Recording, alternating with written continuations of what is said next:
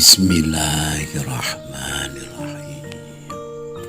Assalamualaikum warahmatullahi wabarakatuh.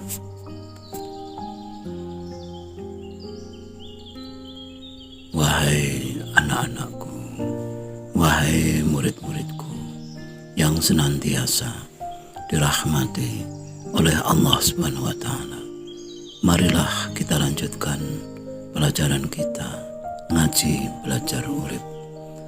Kali ini kita membahas mengenai tetangga jahat.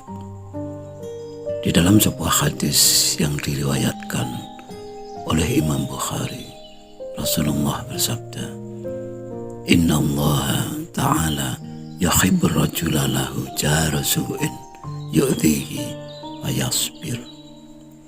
Sesungguhnya Allah Subhanahu wa Ta'ala menyukai orang yang mempunyai tetangga jahat, dan karena Allah ia tetap bersabar.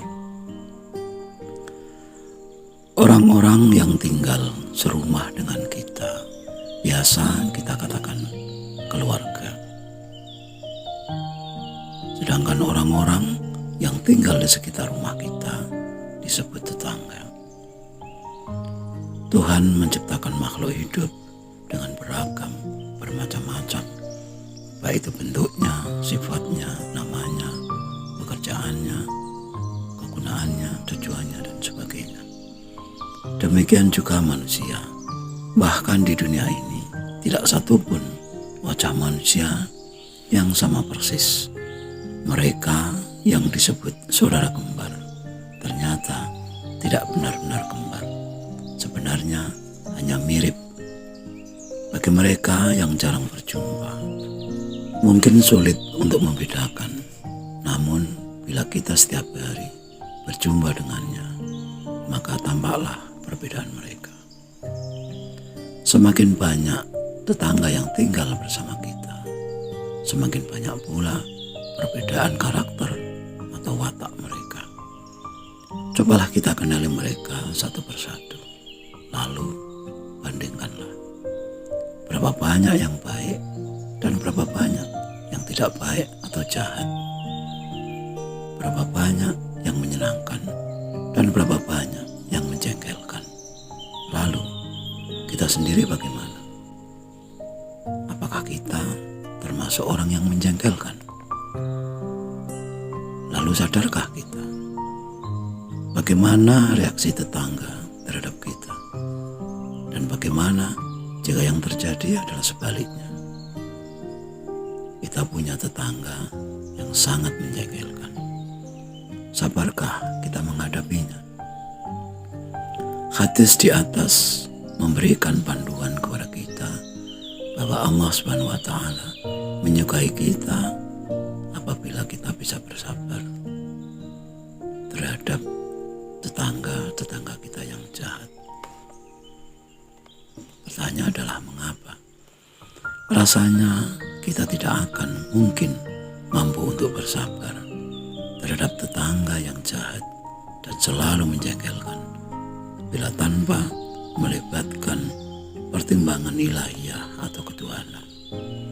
Selama kita masih melihat dia utuh sebagaimana dia, tidaklah mungkin kita akan bersabar. Namun jika kita sadar bahwa dia adalah ciptaan Tuhan juga, dan memang tercipta seperti itu, itulah peran yang harus dimainkan olehnya, maka kita akan maklum. Bahkan bila kita telah mampu berpikir la maujuda illallah, la maksuda illallah, tiada wujud selain Allah, tiada yang punya maksud selain Allah. Semua yang kita alami semata-mata demi kebaikan kita. Semua peristiwa, semua kejadian adalah pelajaran bagi kita, agar kita paham, agar kita mengerti. Sebagaimana ujian bagi kita, agar kita naik kelas. Murid SD akan memperoleh pelajaran dan ujian di tingkat SD, sedangkan murid SMP akan memperoleh pelajaran dan ujian setingkat SMP. Demikian seterusnya. Sadarkah kita bahwa kesulitan atau masalah yang kita hadapi telah disesuaikan dengan kelas kita, dengan kadar kemampuan kita? Cobalah menengok sejarah para rasul. Pelajaran dan ujian yang dihadapi tentu saja sesuai dengan kelas rasul atau utusan Tuhan. Bagaimanakah sikap para rasul terhadap tetangganya atau sikap tetangganya kepada rasul? Lalu bagaimana kenyamanan para rasul menjalani hidup bertetangga? Benarkah mereka pernah berharap dihargai, dihormati oleh para tetangga sebagaimana kita berharap? Jangan tanyakan kesabaran mereka.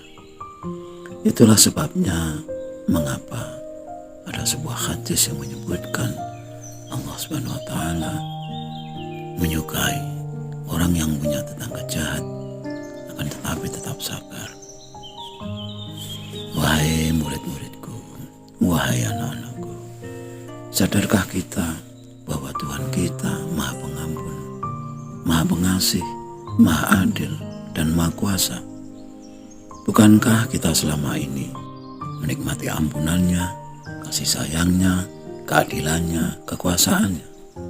Bayangkan, seandainya Tuhan bukan pengampun, sedangkan setiap saat kita berbuat salah, bukankah kita akan hancur karena siksanya? Jika Tuhan tidak pengasih dan penyayang, bukankah kita harus membayar untuk sinar matahari dengan terangnya, sebagaimana kita membayar listrik kepada PLN? Bukankah kita harus membayar untuk air hujan, air sumur, sebagaimana kita membayar pada PDAM? Bukankah harus membayar pajak tanah dan bangunan untuk tanah yang kita tinggali, untuk setiap tanah yang kita pijak? Bukankah harus membayar udara sebagaimana oksigen yang kita hirup di rumah sakit pada saat kita sakit?